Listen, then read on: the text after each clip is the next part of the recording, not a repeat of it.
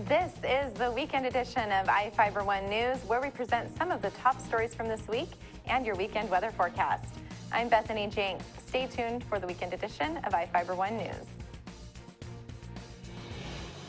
From the iFIBER 1 HD studio here in the heart of the Columbia Basin, this is iFIBER 1 News, your number one source for local news, sports headlines, and our very own Weather Center forecast covering the entire Columbia Basin. This is iFIBER 1 News, and it starts now.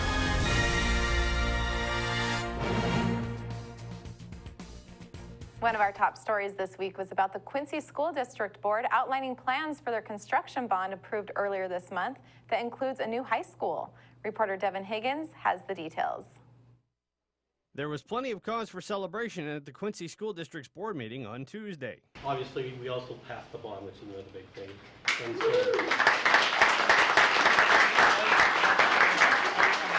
we're going to get new schools soon. We're going to try to pack all the kids in there, and hopefully they're not going to be in portables anymore. Other than I just want to say thank you to everybody that supported. This is a democracy, so there's a lot of people that didn't vote for it, but for good reason. But again, the yes votes won, and we've got new schools.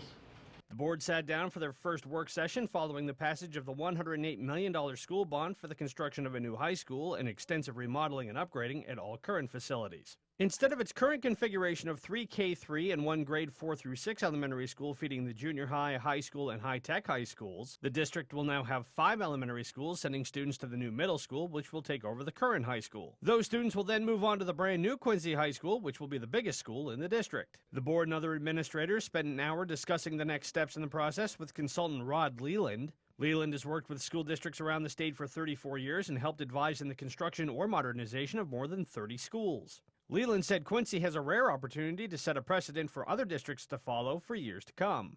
Yeah, this is a huge opportunity. If you guys get this right, it's a legacy for you and for other people here on the east side. You know, people. The message is going to be out there. You guys knock this one dead. It's just going to be so cool. We're going to do it.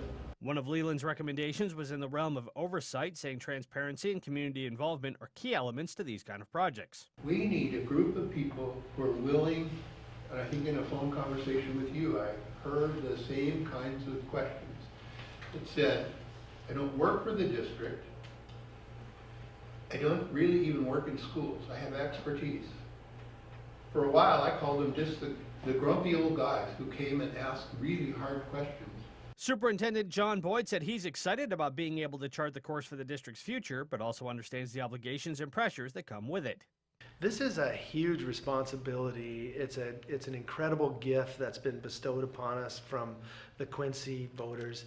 And we are taking this extremely seriously. We want to do the best job we can. Every dollar that we've been given by the voters is we're gonna take it seriously and try to do the best we can to build buildings that work for our kids, that work for our community, and that are done well. You know, we're taking that very seriously. The Quincy School Board's next meeting is March 8 at 11:30 a.m. at Pioneer Elementary School. In Quincy, Devin Higgins for iFIBER 1 News. Representative Dan Newhouse was recently in Ephrata to take a tour of Columbia Basin Hospital and meet with hospital staff. Reporter Cameron Probert has the details.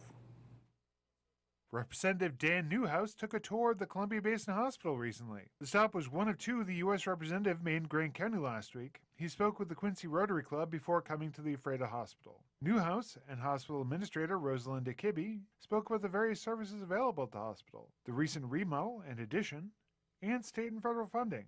Grant Integrated Services Director Leroy Allison attended the tour as well and spoke about plans to open an office at the hospital. For iFIBER 1 News, this is Cameron Proper reporting. And now we take a look at people being sought by law enforcement. This is Sheriff Tom Jones with the Grant County Sheriff's Office. Each of the people you see here have a warrant for their arrest. If you see any of these people, we ask you do not attempt to detain or apprehend them, but call us at 509-762-1160 or send us an email at crimetips@co.grant.wa.us. If the person is presenting a danger, call 911. With your help, we can bring these people to justice and make our community safer. We'll be right back after this.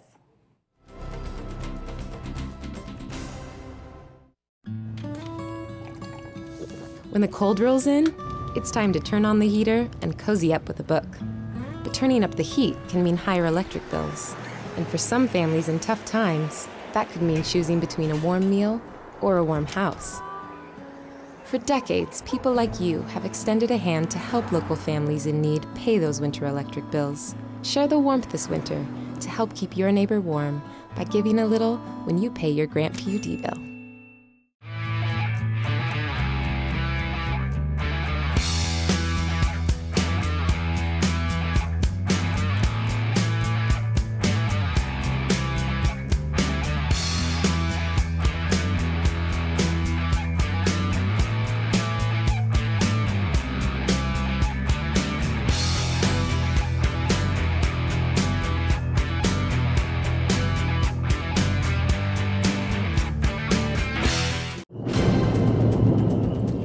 Now for your iFIBER 1 News Weather Center forecast.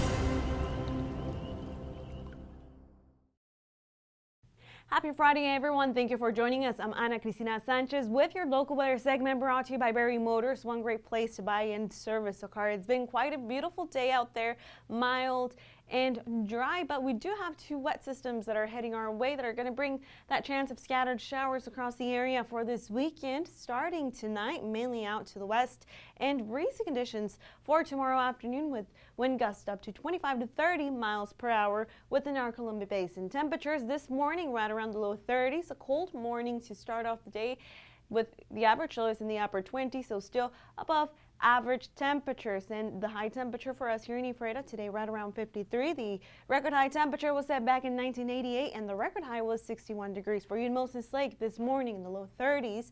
High temperature today right around the mid 50s, so well above normal for this time of year. The average high is 48 for you in Moses Lake, and your record high temperature was set back in 1968 and the record high was 60 degrees.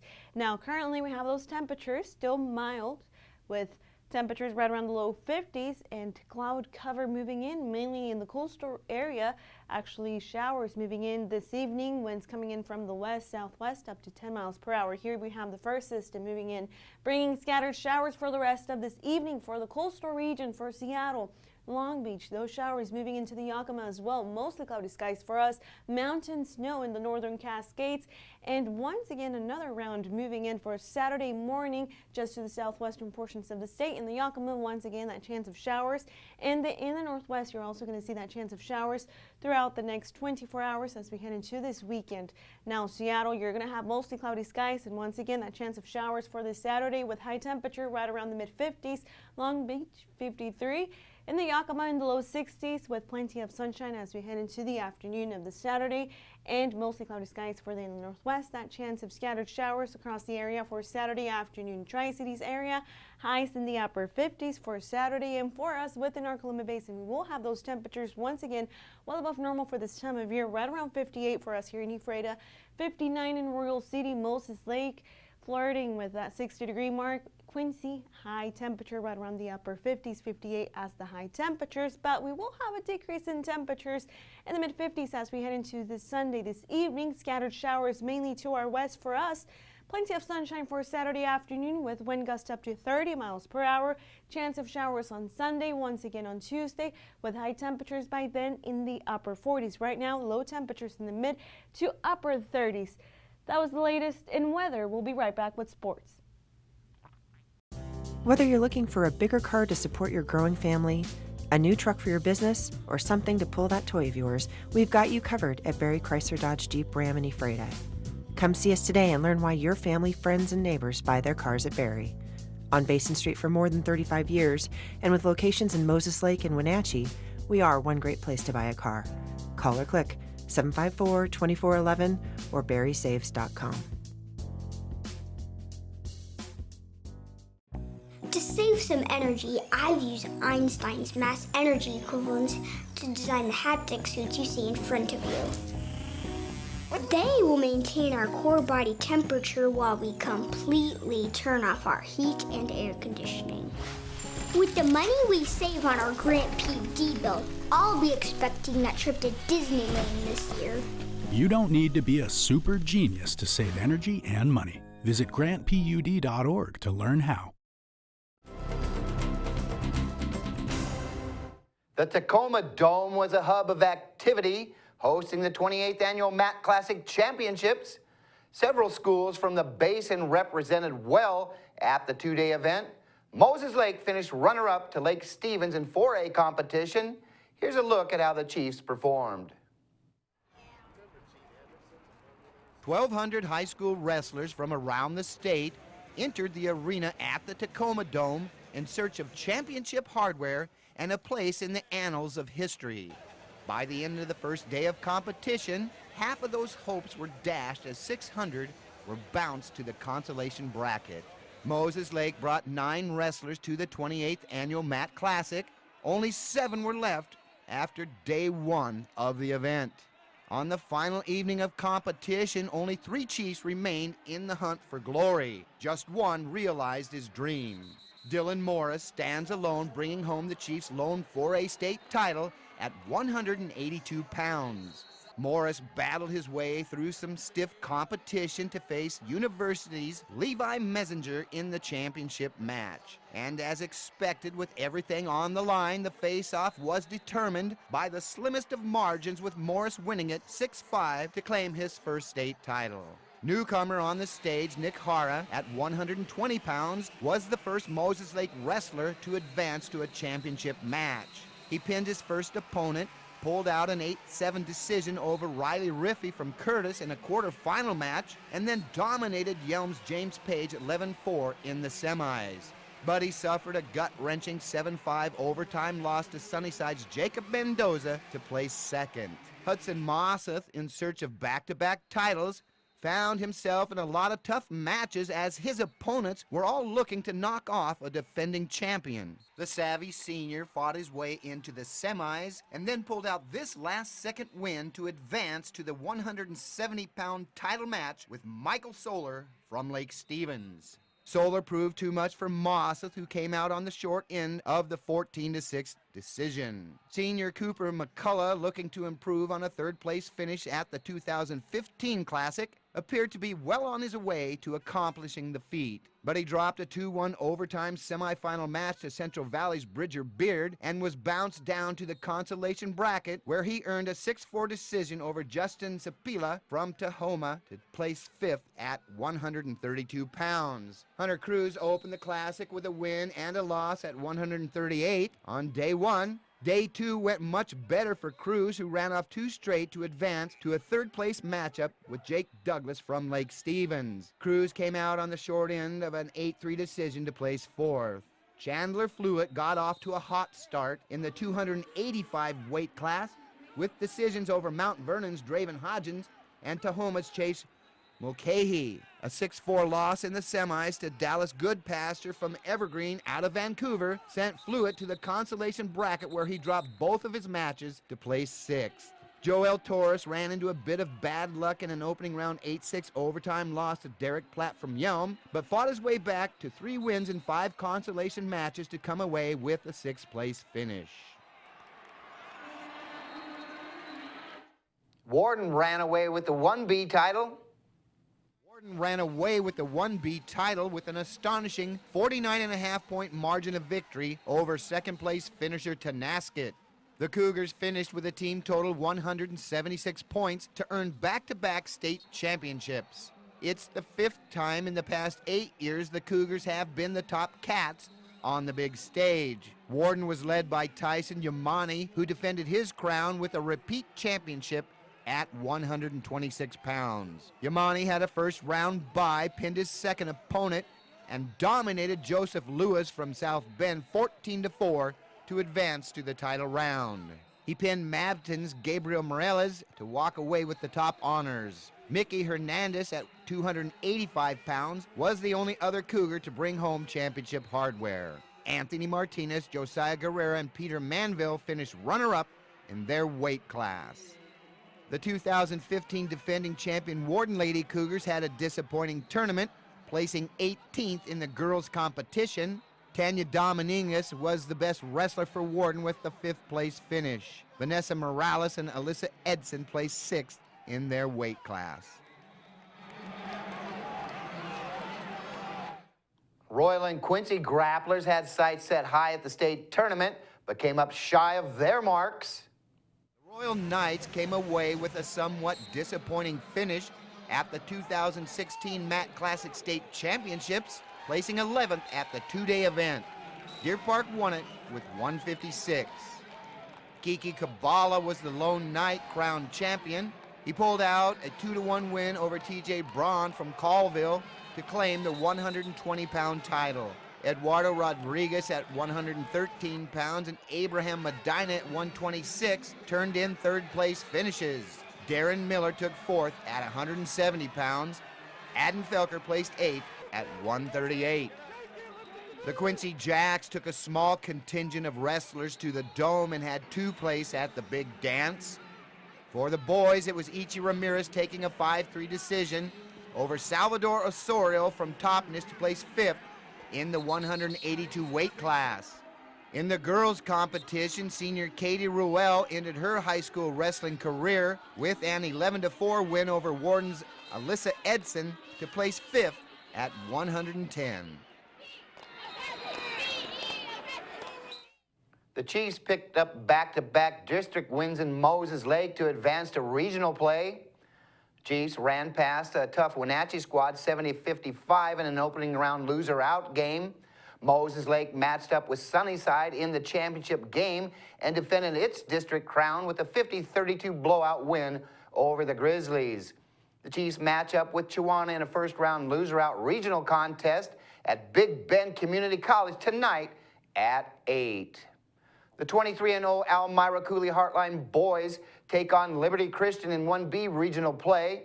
So if you're going to the Moses Lake girls game that follows afterward, be sure and show up early enough to get a seat. Big Bend and Spokane will battle it out for East Conference supremacy when the Sasquatch come to town Saturday for the final regular season tilt. The NWAC Game of the Week will be broadcast live on Channel 1 at 4 p.m. A win over Spokane will send Big Bend to regional play as the #1 seed. Win or lose, the Running Vikes will host a first-round game March the 5th. Well, have a great weekend.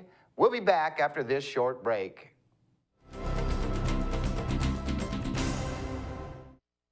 Well, one thing I knew from being a patient myself was that a dental office is a scary place to come to. And so we wanted everything possible to make sure that our office is a comfortable place for our patients to visit.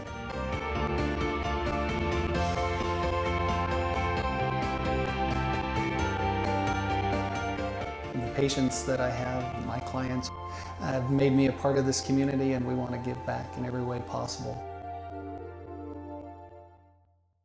You don't have to drive to Seattle for exceptional cancer care. Confluence Health's cancer program delivers world-class care close to home. We have a highly experienced oncology team in a state-of-the-art facility, and we're a member of the Seattle Cancer Care Alliance, which gives our patients access to world-renowned therapies developed at Fred Hutchinson, the University of Washington Medicine, and Seattle Children's. Together with the SCCA, we're delivering world-class cancer care close to home.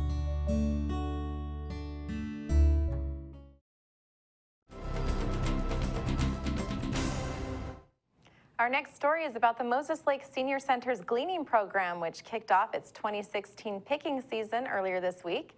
Reporter Joe Utter has the story. The Moses Lake Senior Center officially kicked off its 2016 Gleaning Program on Tuesday to help farmers, the Senior Center itself, and the Moses Lake Food Bank. Program manager Rachel Fry said the program is a great way to get fresh, in-season produce for gleaners at little cost. Fry said she has been gleaning for about 10 years, which involves working with local farmers to collect unwanted or surplus produce. The concept of gleaning derives from early biblical history, where farmers were instructed to leave the corners of their fields for people in need who were willing to pick what remained for their own use. Today, the Senior Center is able to connect with area farmers to get locally grown food for their own use and to donate. iFIBER 1 News spoke with some of the gleaners from Moses Lake last year, including Fry, who was out with her daughter as part of her high school senior community project. The gleaners can pick everything from asparagus to apricots, squash, and carrots, and more than 500,000 pounds of produce are picked each year. Fry told iFIBER 1 News last year gleaning helps her family keep food costs down and keeps her pantry full. Now my pantry's pretty full. I've got close to 500 pounds of potatoes in my basement, about 200 pounds of onions. I'm still working on tomatoes and apples, and I'll be doing the carrots, and all my canning jars will be full by the time I'm done. The Moses Lake Senior Center's gleaning program began in the 1980s and is one of the more unique programs in the state. It differs from other food resource programs in that its members gather food for their own use while donating part of their collection to the Moses Lake Food Bank. In 2015, 127 families participated in the gleaning program, and more than 80,000 pounds of produce was donated to the Senior Center and the Moses Lake Food Bank combined.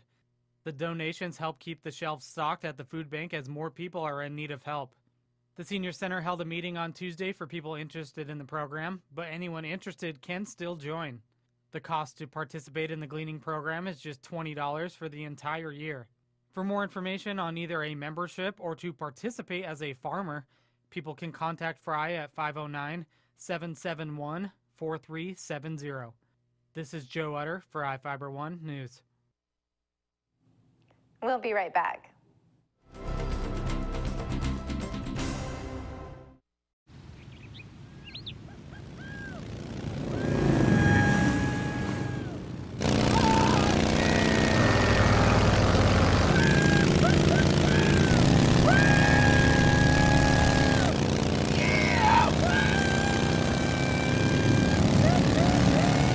Experience speed like never before when you connect to Grant PUD's high-speed network. Visit grantpud.org to learn more.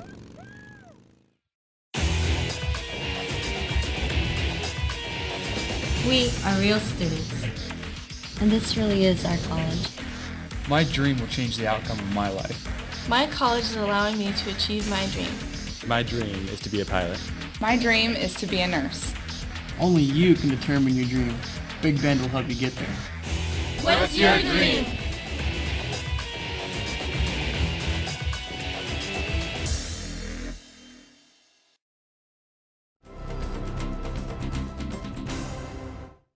Welcome back. Rounding out this week's news coverage is a story about an Ephrata minister and his new organization to help the homeless and other people in need.